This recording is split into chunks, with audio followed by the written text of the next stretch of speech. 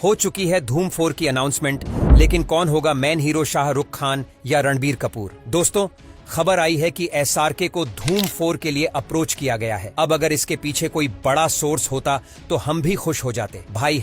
#Team SRK trend पर अपना योगदान भी दे देते। लेकिन इस खबर के पीछे उतनी ही सच्चाई है जितना सच इस बात में है कि केला खाने से मंकी पॉक्स ठीक हो जाता है। खैर, बीमारी पर कोई मजाक नहीं करेंगे, क्योंकि पिछली बार बीमारी ने हमारे साथ मजाक कर दिया था और कोविड नाम की आफत आ गई थी। अब इस खबर में अगर कोई सच्चाई नहीं है तो वीडियो बना क्यों रहे हैं? बताइए, ये समस्या है क्या बोलने का? ये सच बात है कि इस खबर में किसी भी तरह की सच्चाई नहीं है, लेकिन उतनी बड़ी सच्चाई यह भी है कि यश राज फिल्म धूम 4 बनाने के लिए तैयारी कर बैठी। धूम एक ऐसी फ्रेंचाइजी है जिसके अब तक तीनों ही पार्ट बहुत ही सक्सेसफुल रहे हैं। एक ऐसी फिल्म जो एक सिंपल कॉप और चोर की कहानी से शुरू हुई, वो लग्जरी बाइक से ऊपर उठकर अब एक फ्रेंचाइजी का रूप ले चुकी है। हर बड़ा नाम इससे जुड़ना चाहता है। इसकी सबसे बड़ी बात यही है कि यह हीरो से ज्यादा विलेन सेंट्रिक स्टोरी होती है, जिसमें आखिर में हमेशा अभिषेक बच्चन का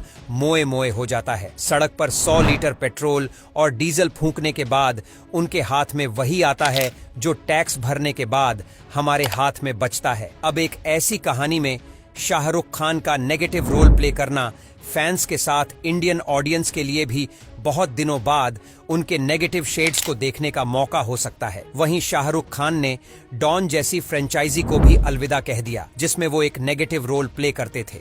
ऐसे में धूम 4 के साथ उनका जुड़ जाना न सिर्फ इस फ्रेंचाइजी की वैल्यू बढ़ाता, बल्कि शाहरुख खान के फैंस के लिए चीयर करने का एक और बड़ा मौका देता। वहीं यशराज फिल्म्स के साथ शाहरुख ने इतनी सारी फिल्में कर ली हैं कि उनके रिलेशन इस प्रोडक्शन हाउस के साथ काफी मजबूत हैं। शायद इसी बात ने इस रूमर्स को और हवा दी। लेकिन इन सबसे ज्यादा जरूरी बात यह है कि क्या शाहरुख खान ऐसी फिल्म करना चाहेंगे? हमको कुछ नहीं पता। एक बड़ा सुपरस्टार जिसको लोग रोमांटिक मूवीज के लिए जानते हैं, जिसने 4 साल बाद अपना कमबैक पिछले साल किया है, वो एक निगेटिव रोल चूज करेंगे। क्या इसके चांसेस कम लग रहे हैं?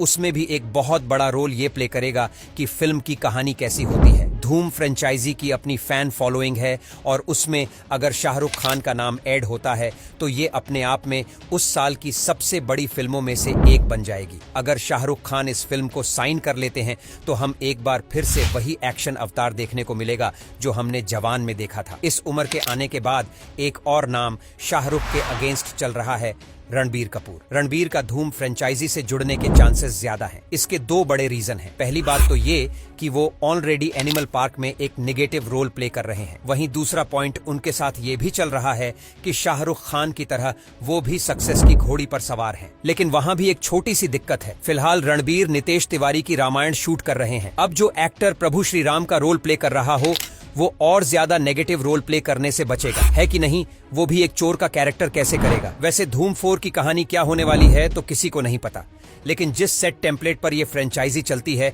जो भी इससे जुड़ेगा उसका फायदा पक्का है। मेरे ख्याल से धूम 4 की बेस्ट चॉइस ऋतिक ही है। एक तो वो पहले से ही एस्टेब्लिश कैरेक्टर हैं, वहीं उनके साथ धूम 2 की वो लेगेसी भी साथ में आई, जिसने धूम फ्रेंचाइजी को एक नई पहचान मिली थी। अब हम ये जानते हैं कि धूम 3 चाहे कितनी भी बड़ी सक्सेस उस टाइम पर रही हो, लेकिन क्रिश्चियन बेल और जैकमैन की फिल्म प्रेस्टीज से भी इंस्पायर्ड थी। ऐसे में ऋतिक का इससे जुड़ना बाकी 2 सुपरस्टार्स से ज्यादा लॉजिकल लगता है। इस पर आपका क्या कहना है? कमेंट करके बताना। किस स्टार को आप धूम 4 में देखना चाहते हो वो भी बताना।